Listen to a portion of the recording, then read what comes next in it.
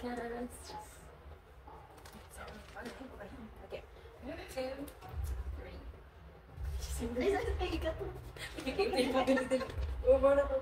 One, two. Okay, again. Hello everyone. Wait, okay.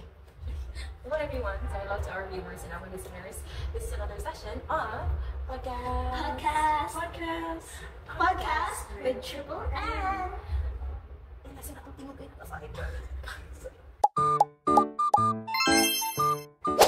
So hello everyone, I'm the first N of the Triple N. I am Nabs. I am your second cute and Nabs. I am your third and you can call me now. Yes, so yes, now we've introduced ourselves. So once again, hello everyone. So yeah, do you have something to say? Yes, so guys, how was your weekend?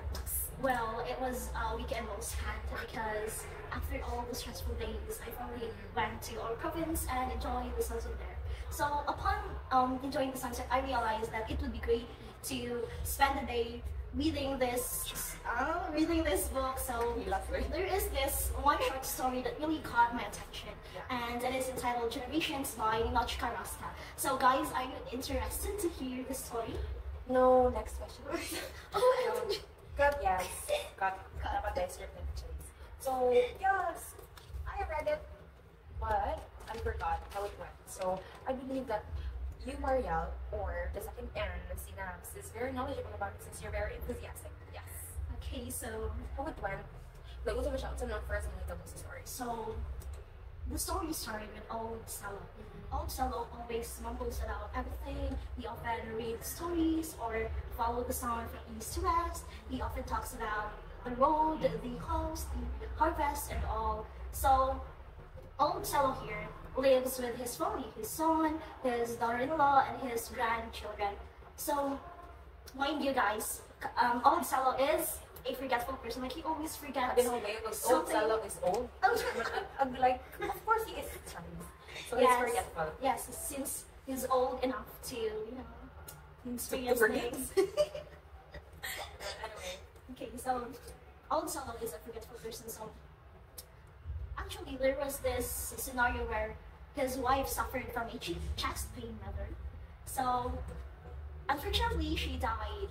Oh, so sad. Oh. Don't laugh, Era. Hello, ito naman yung kapatay. Awkward silence. Feel na ko kayo magabaan siya. Okay, so as what I've said, Old Salo is a forgetful person. So he didn't remember anything. So one day his wife was there, the next day she wasn't. So he arrived to the conclusion that the dead people forget how to live. Simple as that, and that's fine. So Old Salo here lived in a setting where there is a curfew. Curfew? Yeah, they call this curfew nuts. Yes, it is. I care for you. Cut. Sorry guys, na-split naman ng personality. So curfew is like something na, my gosh, you think so lowly of me. Ano siya guys, curfew is like, paano bang if like past that, I did not experience it actually like mga up to curfew since I'm such a good girl. So wala pa akong nagawa siya. Pero weeks like ingon ako update ng curfews na doon ka sa in the barangay, of course, is that if after the curfew kayo, pato ka sa tusuhan and then you must stay ka na for the night, and then in the mornings, magkikimo ka ng community service to somehow pay for what we've done, and that is, So staying up late. on that day there is this curfew, so they are not allowed to go outside, especially at night. So after that, there was this foreman who took the sacrifice of Old Salo, and this man said to his grandchildren, because his grandchildren was there, Old Salo's grandchildren, they were playing there, and he said that Old Salo owned them this 10 sacks of seeds and 5 sacks of 5 sacks for weeding or weeder. Weeder. But ayun, what happened So here, Old Salo took the machete. So he wants to strap the man who took the socks. for fighting against? Yeah, but unfortunately, the man reversed the reverse the actions. So old Salo here like was struck with the hilt of the machete. So he cries in pain like So ano mag-guide? oh no, it's so the old man hurriedly laughed. Right. And after that, the mother and the sister arrived. So they helped old Salo to clean the blood of his face and all. And then Yeah, I remember. there was this instance that ang anak ni old Salo, okay, nag-rant siya or nag-mumble siya about something that he said this, what's the law got to do with people? Laws are just paper and ink, and people laws has nothing to do with people. So as a result, because as what I've said, di ko niyang papa, like yung reverse chord, so much. And then so the father was angry, so he got drunk, and when he got drunk, he lost himself. He always said that I was a man, I had rights too, so laws should decree something like that. And then at night, when he got drunk, he punched his wife's face. So it's like, nagigigil talaga ako. So while reading that, what's your first reaction? So of course, Started with Mariel and then with Elias and then with me. yes, I got angry the moment I read the text, is what I've said. He punched his wife's face rather. And how about you, Elias? Actually, I was not surprised na nag-punch kay at the beginning pa lang of the story. Murag na set na ang like ang place, ang time nga, karaan siya ng time. So I think murag kung sa una pa murag normal sa ilang like dynamic sa ilang relationship sa husband and So we're na patriarchal something. It's Yeah. patriarchal society. So It's always it's, this. and we also add, it's also very evident na, I don't know, sometimes when like men, sips might see. So men usually is, when they're drunk and then they resort to violating their, Violence. they violating their partner, not just basically their wife, not just their wife, basically everyone. And then after ano, kayo na sila hubog, magbubuato. And for me, it's a no-no people. It's unreasonable. It's unreasonable. So yeah, but yeah, what happened after that? After that violence? So after that, old Salo, old Salo's son went outside. And imagine, yan ako kaganihan ba kaya gabi ito. Yeah, there is a curfew and then in their place. So yeah, he got arrested. And the mother of there's this daughter. So the mother said that follow your father. Yeah. She said that she wants to like ihang ipalaya ang iyang papa, like diba na-arrest na yung papa. So niya siya nga bring the boys with you. And at first dili jud ganahan ang daughter kay pag katunahubag siya kay kikip pud siya sa papa, like mura siya og kanang diba kaya diba pag kuan niya kay diba siya sa papa pero diyan na siya ang papa then kikik siya. We're not looking Yeah, nakanda ko siya.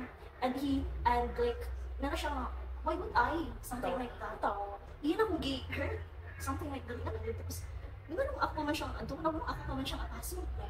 But then, she followed, her mother's order. So, as they went to the place where his father got arrested, yan na siya sa mga brothers na, una na lang mo, kaya na ako ni, ako na to. Sunduan ng papa. And then, yan ang boy na, yan ang yung older brother na, how? But then, she doesn't respond. So, dito siya sa place, as what I said. Dito siya sa place, yan na siya, like she begged for the soldiers to free his father from prison. So, she was like, please sir, he was drunk rather, like that. So, but the soldier said, do you have money? Do you have any fine or do you have anything to offer? Yeah, to offer to free your father? And she was like, I don't have any money, but we have sacks, but sacks of rice is not enough to pay for her father's freedom. And then the soldiers here suggest the other way. Since this daughter is so beautiful, she is like mature enough at her age, like that. Pero, so if like cut off lang, not anything to disrespect or what. Pero di ba na yung puto yung papa sa girl na balik na pero wala siya Wala now. siya now. Yeah. Lamar, basta sa ito kay sa Hindi, ano siya, hindi siya na una nilang inaing mama nga ko, ano lang. But, ang daughter kay, ganun din siya pala yung papa.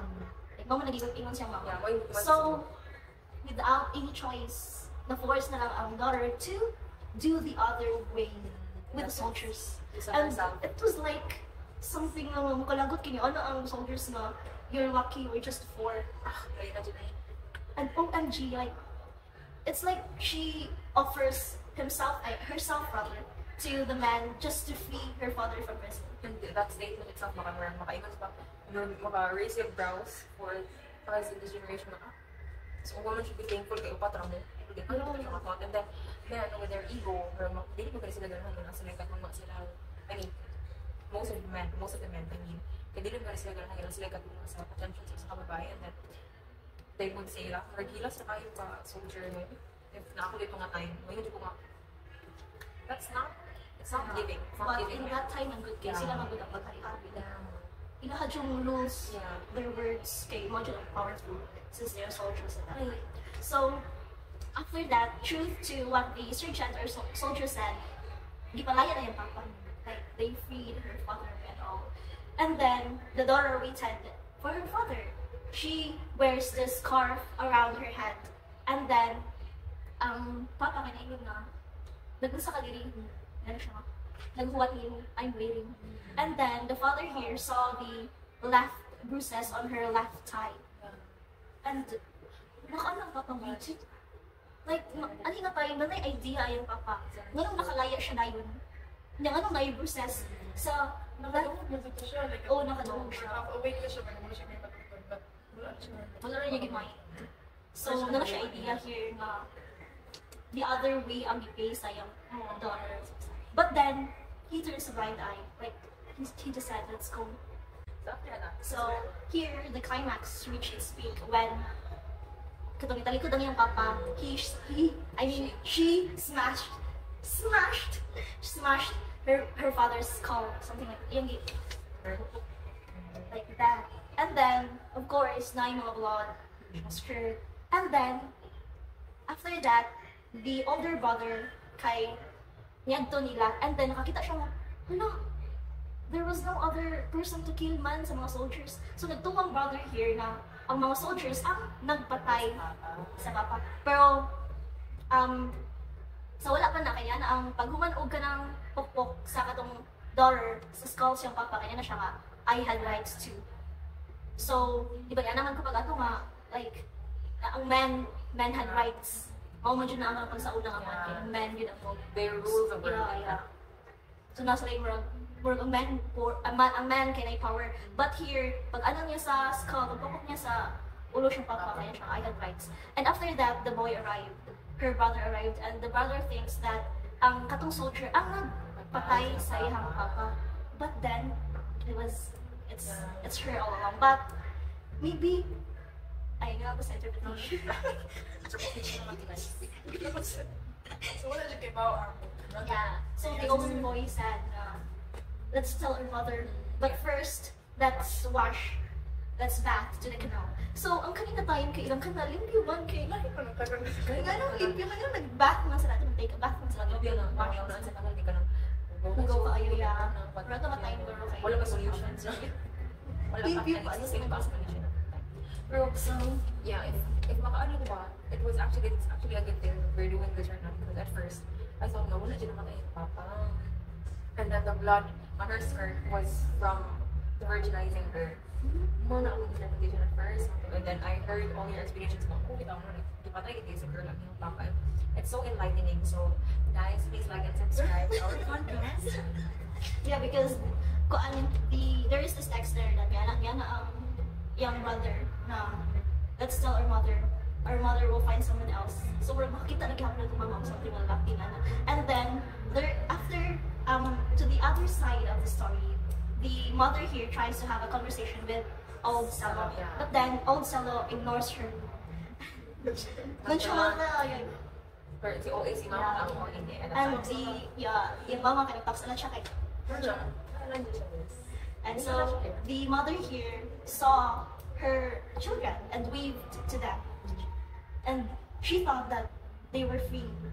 Okay, maybe her husband will arrive soon. And then she saw like her children going to the canal to take a bath.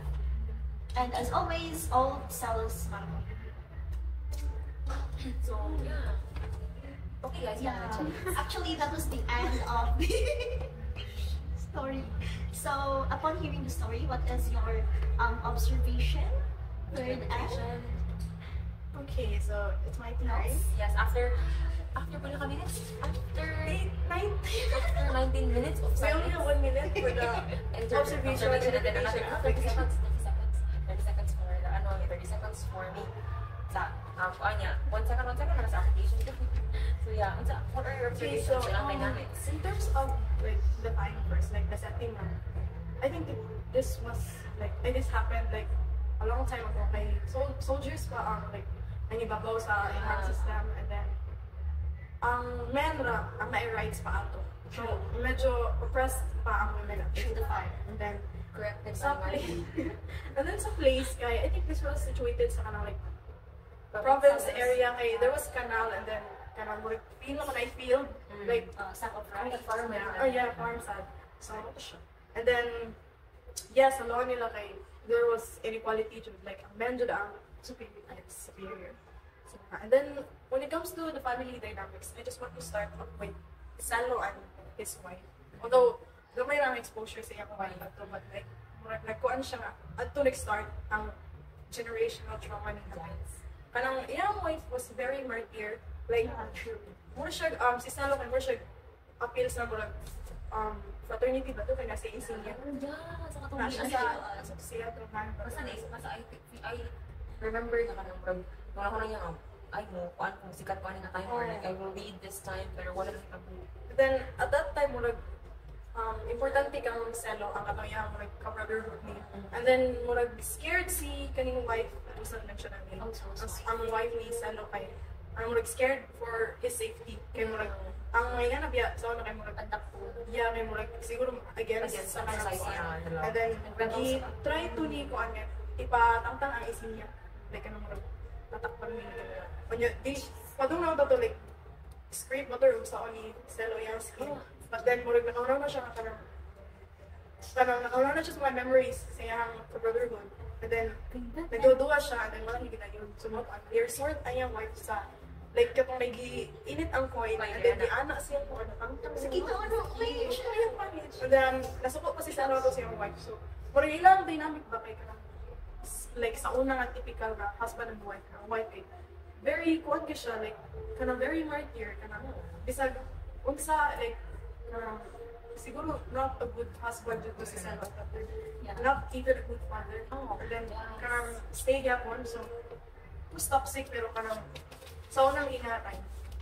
So, next kay, si Salo with his grandkids, I think kanang, after like, kanang raising a son nga, I would describe him as a bastard. Kaya murag, kuan, like, ganahan na siya sa iyang grandchildren. Like, the way he described katong mga bata, kay, kanang light ang mood sa kuan, iyang words. So, I think, okay sa iyang relationship. And then, when it comes to Selo and his son, I don't think nga kanang close sila as nagdako ni iyang son. Kaya kato palang daan ni uli iyang son nga drunk. Nga nahaglok siya, itago siya sa corner. So, even siya, mahaglok siya sa iyang own son. How much more kato iyang mga anak, ay kato grandchildren kato iyang daughter-in-law. So, Actually, very ironic. Now that you mentioned it, it's actually very ironic na nahanap siya sa iyong son. Maybe, well, let's take into consideration ang iyong age since he's old already. But if you think about it, you raised someone na mahadlok na niya. So, it's like a question to me somehow. Why would you be afraid of something that you made? So the question here is, yung son niya pag-raise ang iyong son, ganun mahadlok kayo siya. Ganun mahadlok ka. Or like, somehow nga, like, siguro if I would talk to him right now, kanang, passing, maybe if he's still in his right mind, I would ask him na kanang, so, ganun siya siya magpanako, kanang mahadlok ka niya, or like, kanang, maybe you did something, like, maybe You did something in the past. You know, not Pero na-add ko kung trauma sa mga anak, why he acted that way, but still, and no doubt and no question na both of their actions were wrong. So, yan. Continue. maybe maong haglok siya sa iyang anak kay iyang anak turned out to be like you.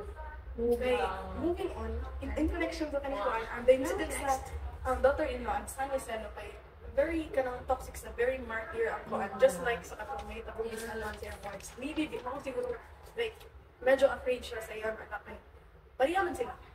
Mo man ang pagpadako niya murag mo iyang mirror mga kanang sa iyang anak niya napasa iyang ay katoxican.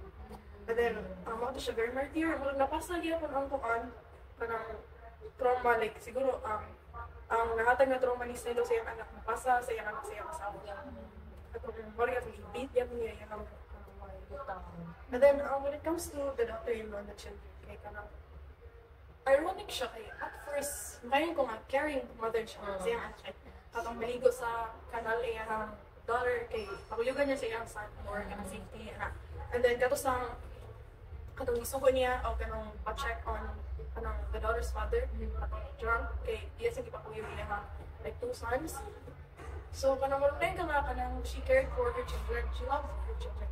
Pero the fact na iyang gi-risk ang safety sa iyang daughter, nga kanang mo iyang bato in this, technically iyan ang responsibility as a wife. Pero iyang like daughter yung gitukulo na, don't check on your father, okay na ba siya, talusa siya. No, my gosh, no, without things and word lang, not really thought lang, hindi dito yun dito sa mama.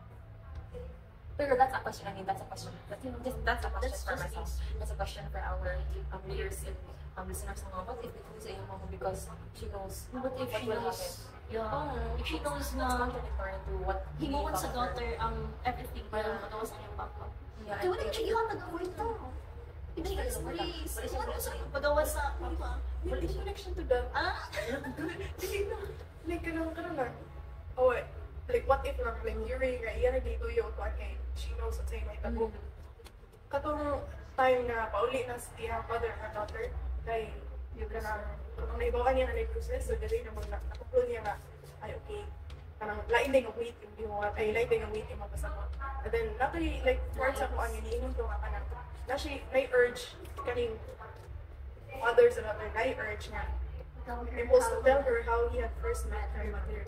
So maybe, murag na-trigger ang memory, parang maybe something like that happened at that time. Something happened to her mother like that. Okay. Nanong, Pero after bakit na, context? after nakabalo siya sa kung ito mo ito yung anak niya, nanong may naman siya kung ano siya urge to tell something. Kaya siya nag-meet yung mother. This is getting interesting. So, it's question mark. It's a question mark. It's a not big to question. us. I mean, this is reader's response somehow. I mean, we are scrutinizing it, everyone. We're trying our best, but as the story goes on, as we're doing this podcast work, there's a lot of questions and interpretations without going on. So, what if the two Egyptians? Oh my gosh, this is not. Let's leave that to the interpretation. Leave that to the viewers, to the Of listeners. course. Ganun mo basa guys. Yes, comment your answers in the comment section. And Yes. yeah. Promote book. Promoting our book pa na. Yes. So, to continue, ayan. So, the relationship dynamics of the siblings. Okay, I think healthy ang ilang like relationship with each other kay atong like kanang typical nga maligsuon ka man like magsuon like sumuko niyang ate so ay mga ingana nga scenes kanakuan kanya katusang like kuyugan dyan niya yung ate Nag-wait mo ato siya sa kuan o ligon siya dili siya mo ni like kanang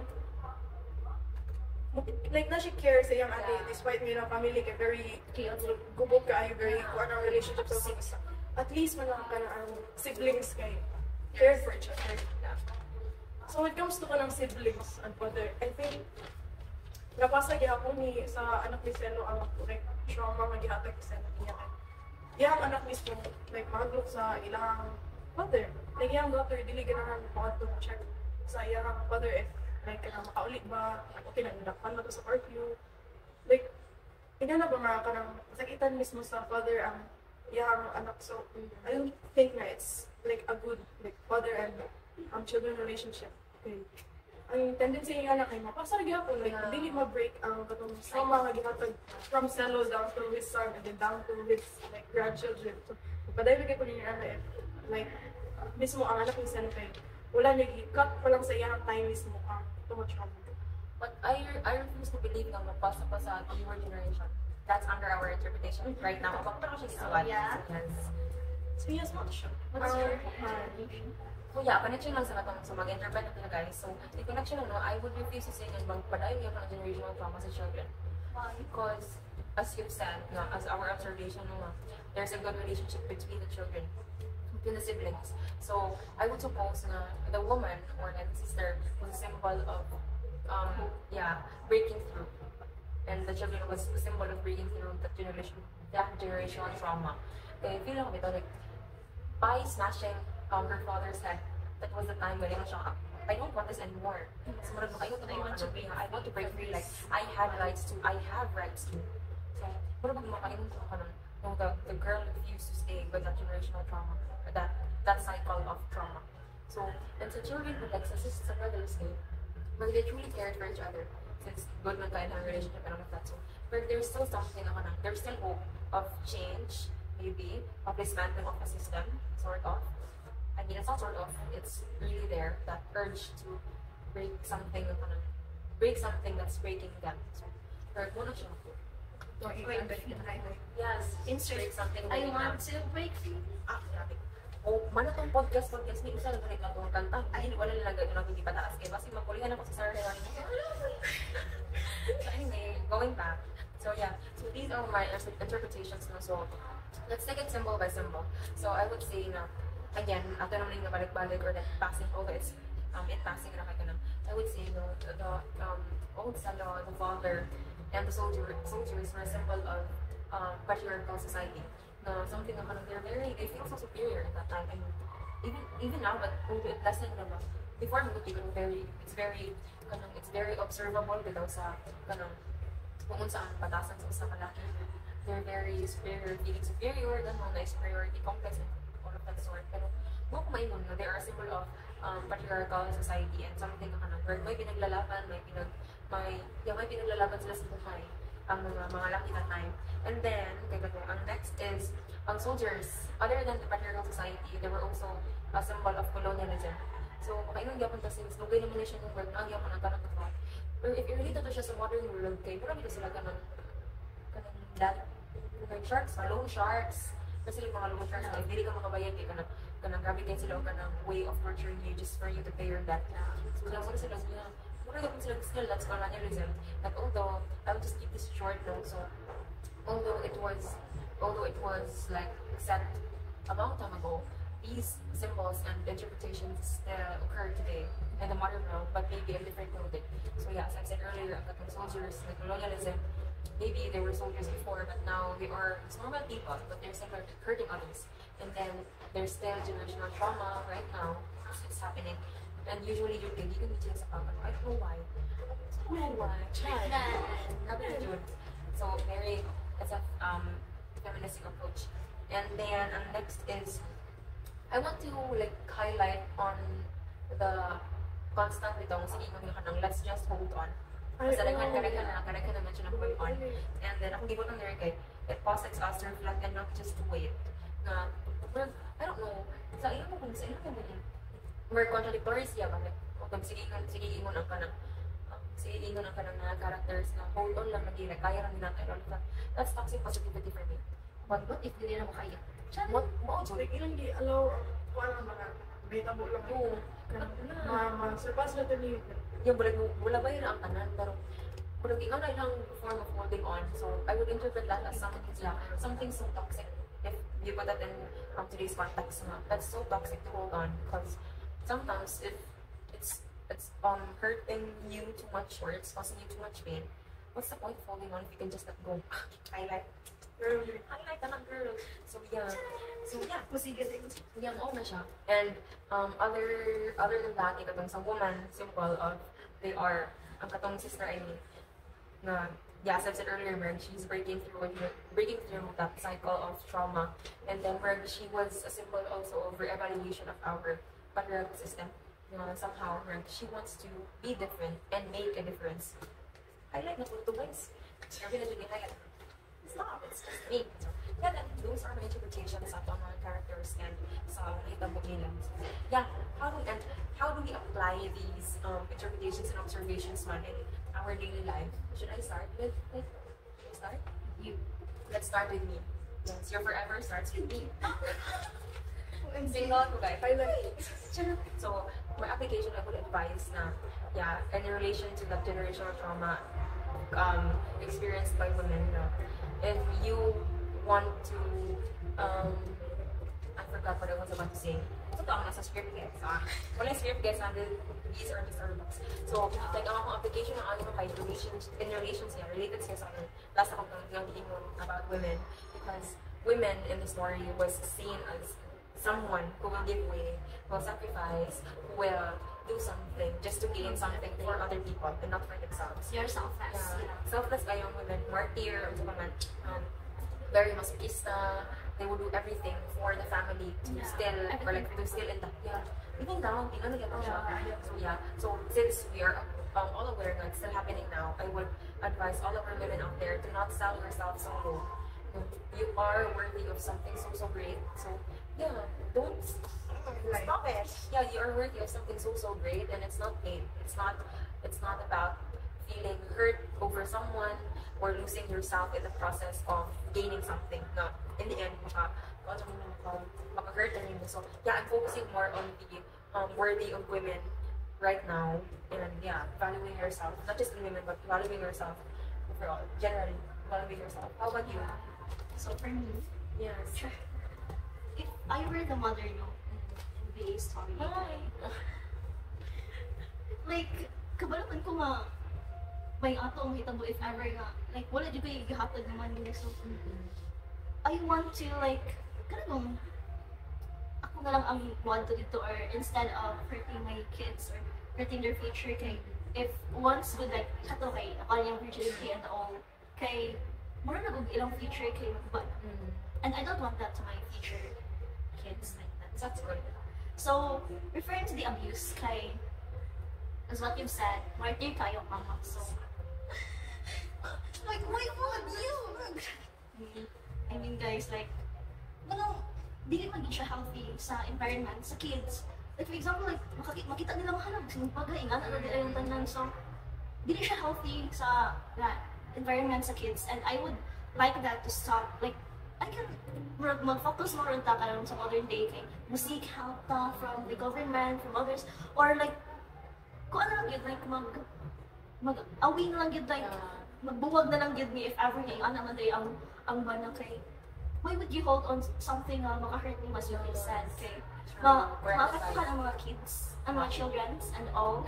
So, mauna ko ang like, sa abuse, no, kay, mas, Ano siya, like, katapitaw like ni circulate nga meme about someone, katapitaw, I would rather like be a single mom than provide my children a broken family, or like give my children a father, maybe a parent, or co-parenting to happen in the end, masaktan ka pa ng mga anak. So, Yes. you have to find of your decisions, guys. I would like prioritize my children's mentality, future, and all that.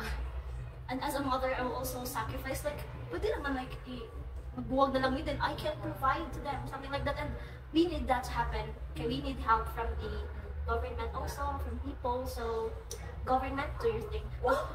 Shout out to shout out to dila sa mga barangay ka. Joke lang. Basta mga Okay, how about you, Sarah?